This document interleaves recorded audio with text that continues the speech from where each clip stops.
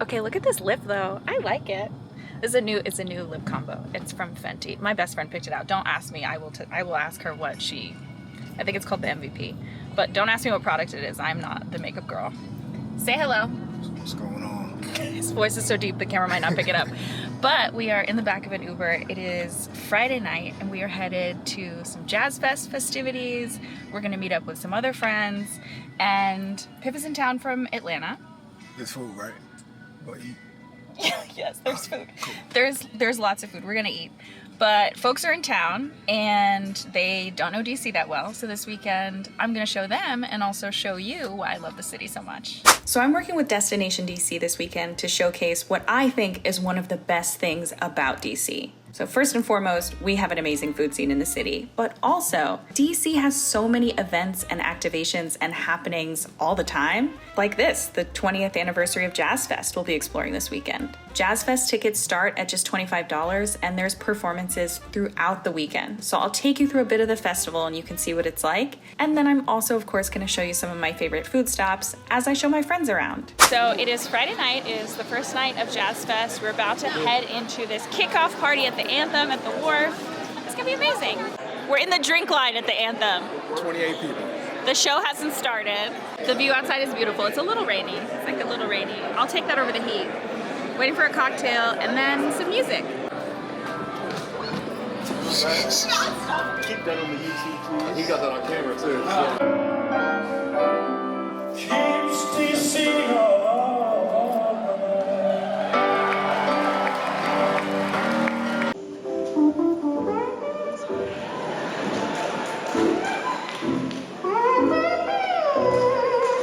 Out of all the things you could have to eat, what are you eating now? A little Nutella Be Ready. This is what you chose. It's good. You said the world. This the world's choice. I said there's a reason why the world loves Nutella. I've lived all over the world. People love Nutella.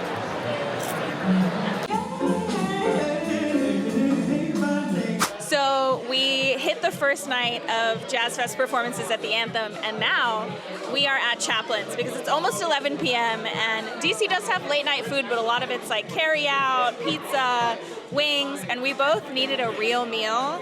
Chaplins is a Japanese restaurant. They serve food, I think, until midnight. They're usually open until 1:45, 2-ish. And we gotta get some noodles.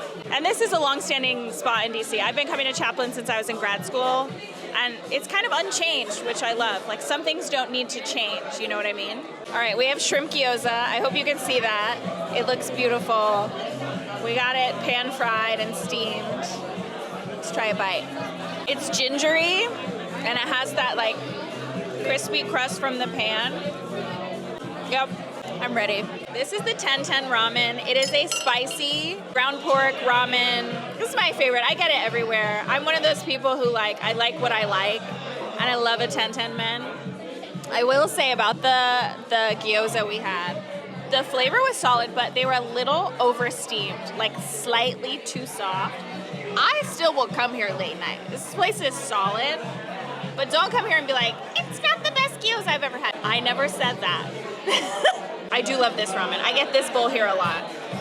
It's spicy, it's comforting, like, you can't go wrong.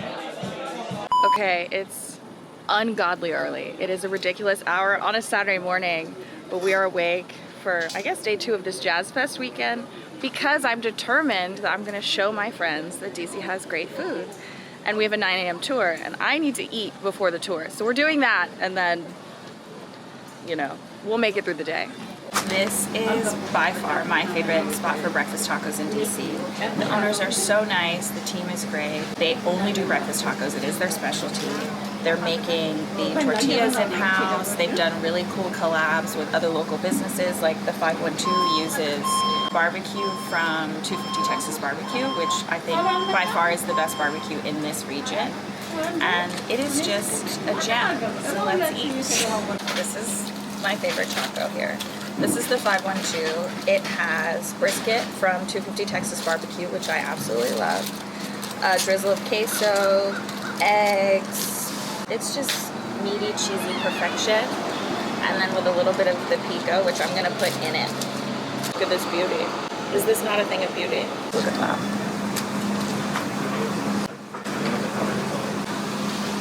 Yeah. So good.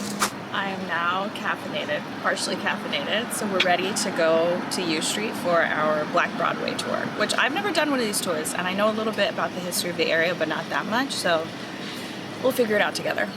Hello, I'm Brianna Thomas, and I am the founder of Black Broadway in Washington, D.C., and I can't wait for you to go on this tour with me through the historic U Street corridor. They would always say you didn't come to U Street looking raggedy, because you didn't know who you were going to run into. You never know who you could see. President Franklin D. Roosevelt, he actually had some of his birthday parties here. So imagine us being here now and then President Joe Biden is like, hey, this mural is 70 feet tall, and it is the largest mural in Washington, D.C. that is dedicated to one person, which shows you the impact of not just Buck Hill, but it really shows you the impact of jazz on the city. Nella, how's the tour going so far? Good. There's a lot of mosquitoes, but we're fixed it. We got bug spray. Just a little itchy. We just finished the tour. I learned a lot, and I feel like if you're coming to DC, you should just add that in. And then when you go out and you're like out in DC, you'll have a frame of reference for what you're seeing. We're gonna get a little coffee and cool off, and then we're gonna go try an Ivorian restaurant that used to be a like food cart stand in Eastern Market that I used to go to in Eastern Market that now has its own brick and mortar right off of U Street, so it's a block from here. The space up here is cute. It is cute. I'm gonna do the grilled chicken. Yeah. I just got a little fish. Just if I was like a certain very famous food reviewer, I would just pick up the fish without the sauce or any of the accoutrement. Take a bite and be like, I don't know, it just tastes like a fish. Is that too shady?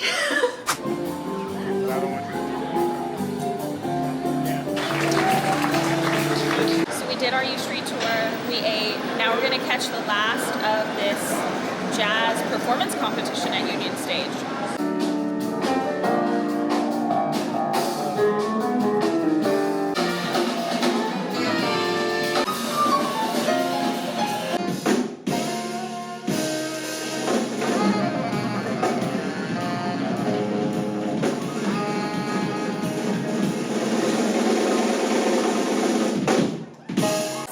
Outfit change. You see.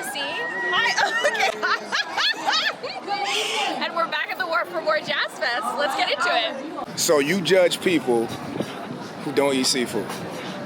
Yes. Why? Okay, it's like if they have an allergy, fine.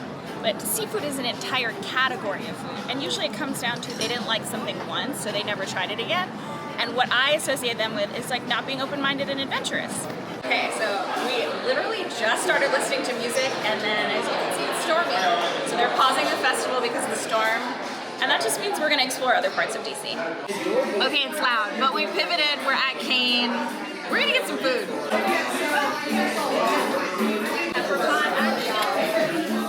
Oh, you have to get doubles, these are my favorite. That's how we met. The doubles are gone.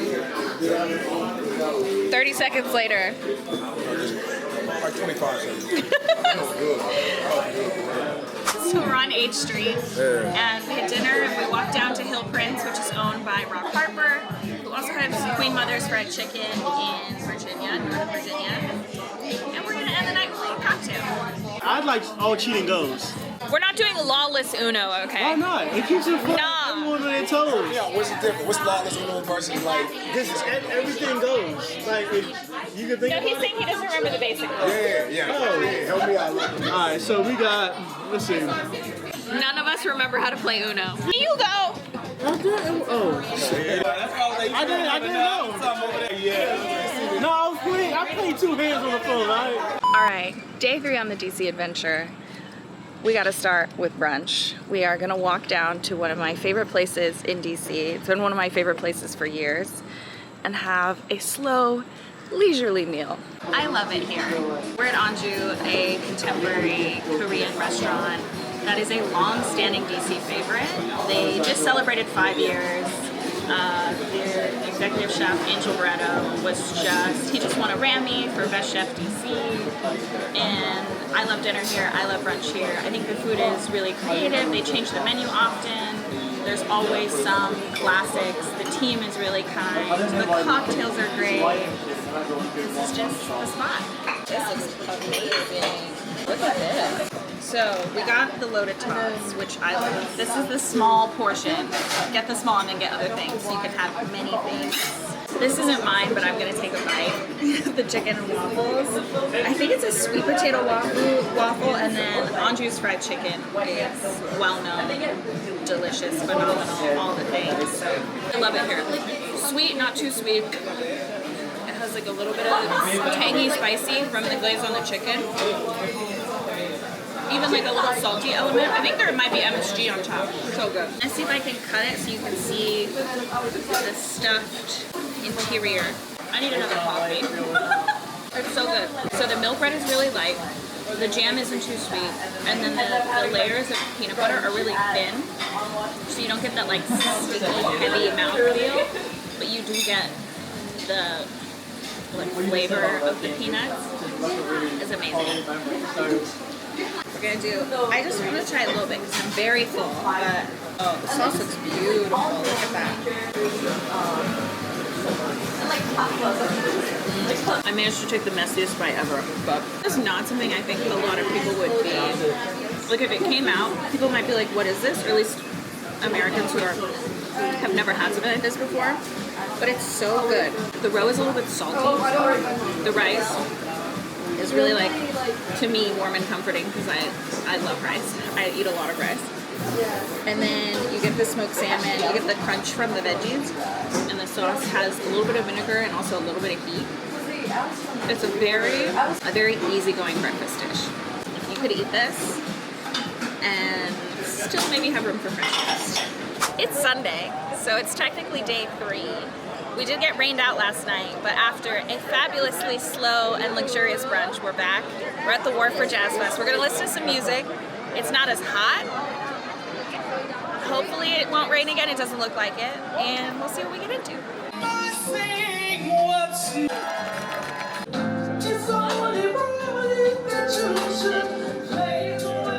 We're taking a little break in Brian's room at the Intercon, and honestly, this would be the best place to watch the show. Take a look.